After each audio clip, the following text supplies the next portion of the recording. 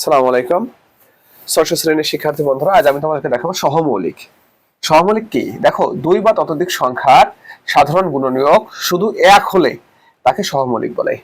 আসলে সহমৌলিক কিন্তু মৌলিক সংখ্যা না, মৌলিকও হতে পারে, যৌগিকও হতে পারে। এখন কিভাবে সহমৌলিক যাচাই করবো এটা আমরা একটু দেখাই, তারপর তোমরা এই সংখ্যাটা একবার সহজেই বুঝে গেছো। দেখো, আমি দুই পাশে দুটো অঙ্ক দিয়েছি। এই দুটা অঙ্কের ভিতরে কোন জোড়া সহমৌলিক এবং কোন জোড়া সহমৌলিক নয় এটা আমরা এখন যাচাই করবো। কিন্তু বলছে দুই বা ততোধিক সংখ্যা সহমৌলিক বের করতে হয়। এখন দেখো, ৮, আমরা ৮ এর উৎপাদক বের করে দেখি। ৮ সমান কত? ২ গুণন ২ গুণন ২, তাই না? আবার দেখো ১০, ১০ সমান কত? ২ গুণন ৫। ওকে, তাহলে এখন দেখো, এই যে উৎপাদকগুলো এটা সাধারণ কে? সাধারণ মানে কি? দুই ক্ষেত্রে উভয় একই থাকে, সেটা সাধারণ। দেখো এটা কিন্তু সাধারণ। যদি কোনো সাধারণ উৎপাদক থাকে তাহলে কিন্তু, বা গুণনীয়ক থাকে তাহলে কিন্তু সে সহমৌলিক নাই। তাহলে আমরা বলতে পারি অতএব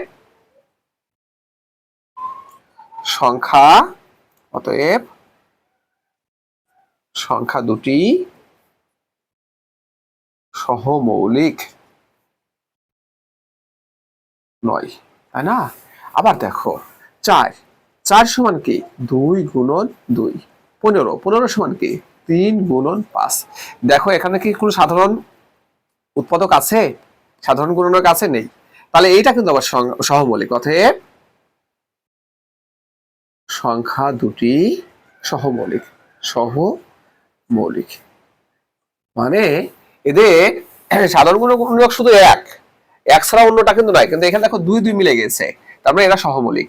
আর যদি না মিলে সেক্ষেত্রে তারা সহমৌলিক নয়। ঠিক আছে? তাহলে আমি তোমাদেরকে আর একটা সমস্যা দেখাই, তোমরা আরো সহজে ভালো বুঝতে পারবা। দেখো তোমাদের বই থেকে দিচ্ছে এটা, সেটা হচ্ছে, দেখো আমরা সরাসরি কিন্তু লসাগু করে বের করতে পারি। ১৬, দেখো ২৮। দেখো তো এর যদি আমরা লসাগু করি তাহলে কত হয় যায়? এর ভিতরে দেখো ২, তাই না? ৮, ১৪। দেখছো? অতএব সংখ্যা দুটি সহমৌলিক নয়। ওকে, এভাবে আমরা কিন্তু নির্ণয় করতে পারি। আবার দেখো, যদি আমি তোমাদেরকে দিতাম এরকম যে ৩১,৪৩, এদের কি কোনো আছে?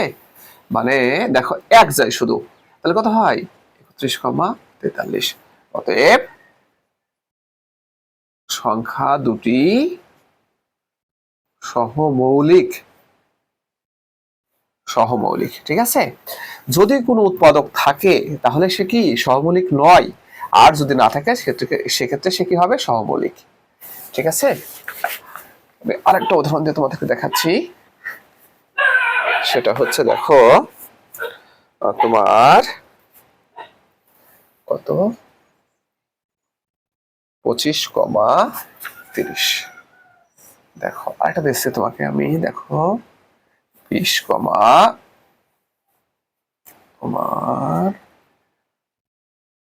২৭। এই জোড়া কি? দেখো এখানে কত যাচ্ছে? ৫ যাচ্ছে। ৫ ৫ ২৫, ৫ ৬ ৩০।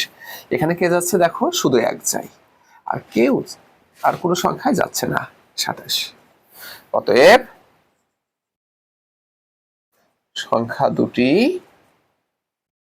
সহমৌলিক নয়। আর এখানে কি হবে? অতএব সংখ্যা দুটি সহমৌলিক। দেখো ফ্রেন্ডস, এখন এই সংখ্যাটা দেখো, সহমৌলিক।